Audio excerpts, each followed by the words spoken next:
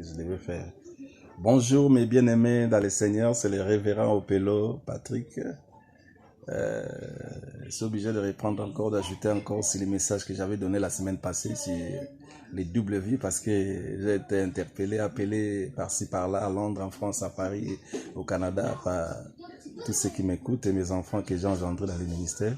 Ils m'ont dit, papa, si je ne peux pas encore ajouter quelque chose sur les doubles vies. Et je l'aurais ajouté, je le ferai pour vous, afin que vous soyez édifiés. Mais bien aimés, si nous lisons dans Jean 5, 21, dans Jean 5, verset 25, écoutez ce que la Bible dit, c'est très profond. En vérité, je vous l'ai dit, là c'est Christ qui parle, l'heure vient, et il est déjà venu, où les morts entendront la voix du Fils de Dieu. Et ceux qui l'auront entendu vivront. Waouh! Alléluia! Alléluia! Et si nous allons encore dans Jean 5, 21, il dit que le Fils de l'homme, on peut le lire, car comme le Père a ressuscité les morts et a donné la vie car comme le Père ressuscite les morts et donne la vie, ainsi le Fils donne la vie à qui il veut. Waouh!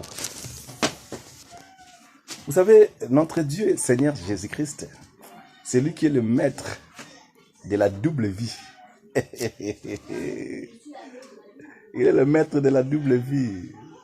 Voilà pourquoi je le dis ouvertement que j'aime Jésus plus que Branham. Parce que nous sommes dans l'état où chacun de nous est libre de montrer son affiliation en Dieu en qui lui il croit. Et je le dis ouvertement, je donne mon appartenance. J'aime Jésus plus que Branham parce que c'est Jésus, c'est lui qui est le maître de la double vie. Et il donne cette vie à qui il veut. À qui il veut. Vous allez comprendre pourquoi je dis cela quand je vais rentrer un peu dans le développement. La Bible dit que Jésus-Christ, il donne la vie à qui il veut.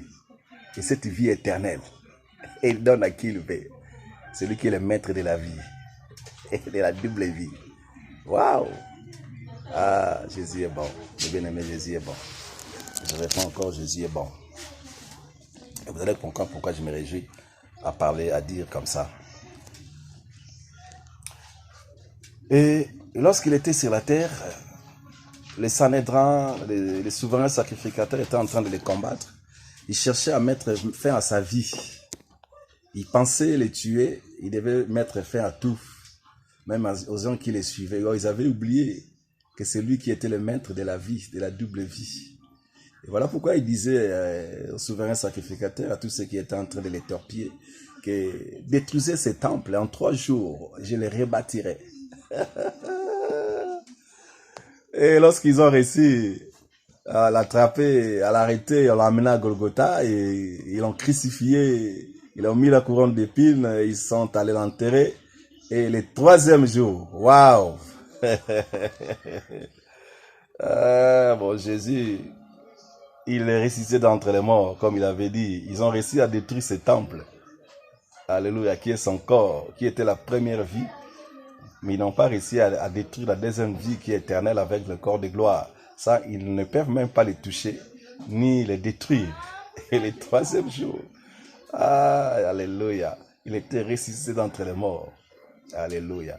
Et il a laissé la première vie avec le corps physique et il était entré maintenant dans la seconde vie qui est éternelle avec le corps de gloire. Et avec ce corps de gloire, vous allez même voir que lorsqu'il voulait encore voir ses disciples, il commençait à apparaître et à disparaître.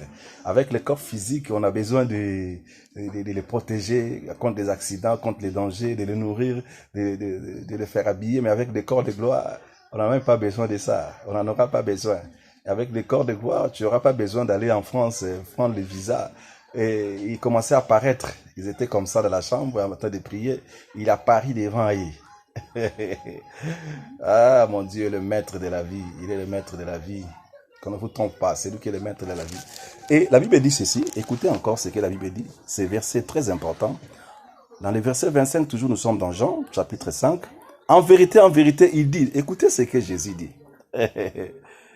Je vous le dis, l'heure vient, elle est déjà venue, où les morts entendront la voix du Fils de Dieu.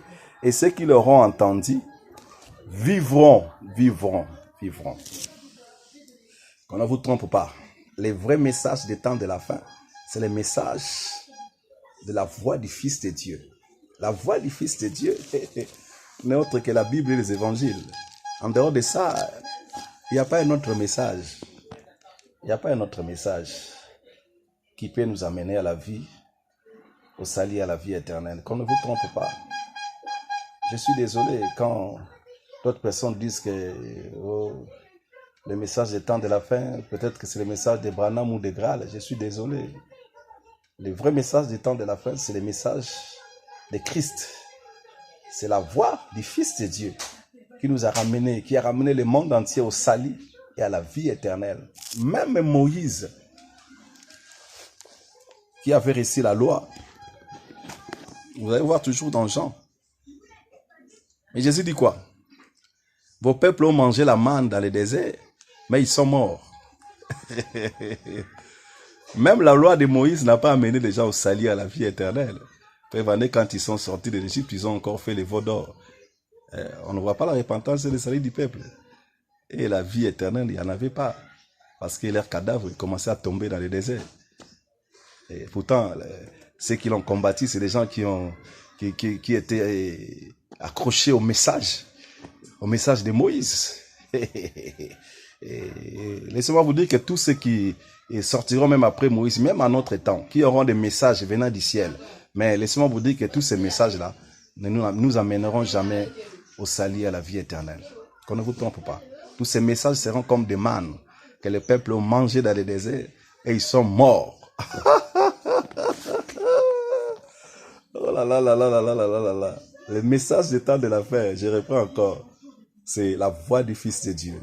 C'est les évangiles, c'est la parole de Dieu que moi je prêche, que j'enseigne, que j'encadre, que je forme les enfants dans les ministères. Et ils ont aujourd'hui les églises, ils sont en train de planter des églises, de travailler, de gagner les gens dans le monde. Et ils sont sauvés.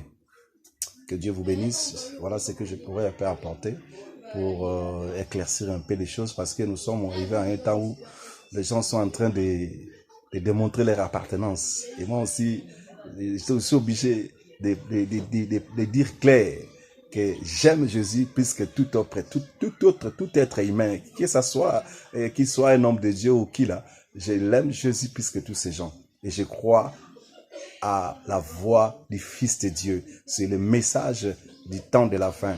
Que Dieu vous bénisse. C'était le révérend Opelo Patrick.